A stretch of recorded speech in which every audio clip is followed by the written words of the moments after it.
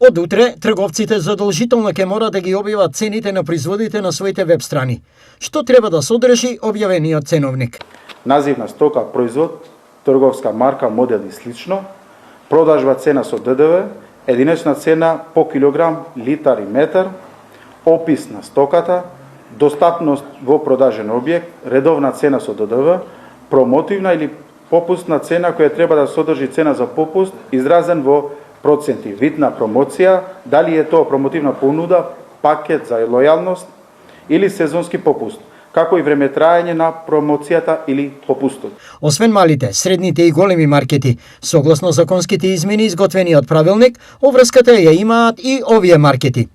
Тука влегуваат и маркетите кои продават основни прехрамбени производи, овој зеленчук, трговци кои продаваат средства за хигиена, трговци на мало со бела техника, со играчки, текстилни производи, градежни материјали, алати и електрични апарати, буквално сите трговци кои вршат трговија на мало.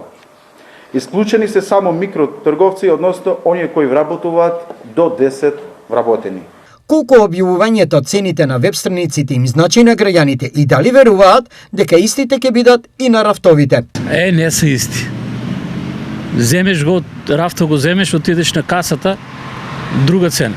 Не сме ги смениле цените, не сме ги, што има врска, викам, јас гледам таа цена. Значи различни би биле на веб страната и на рафто? Да. Па знаете што, за мене лично тоа не представува ништо, да ви кажам наискрено. Затоа што интернет не користам, у продавница одам, ги гледам и пратам цените. Нешто има попуст, нешто нема, меѓутоа сепак има некој попуски. Не се разбирам. Во интернет? Немам такво, не командувам јас. А во цени?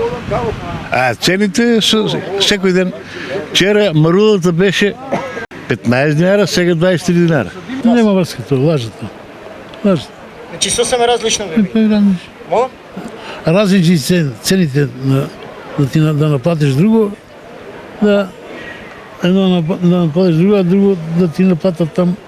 Оние кои нема да ја почитуваат владината одредба, освен пропишаните парични казни што се движат во диапазон од 500 до 10.000 евра, ќе се соочат и со затворање на маркетите во рок од 14 дена, подвлече министерот за економија Дурмиши.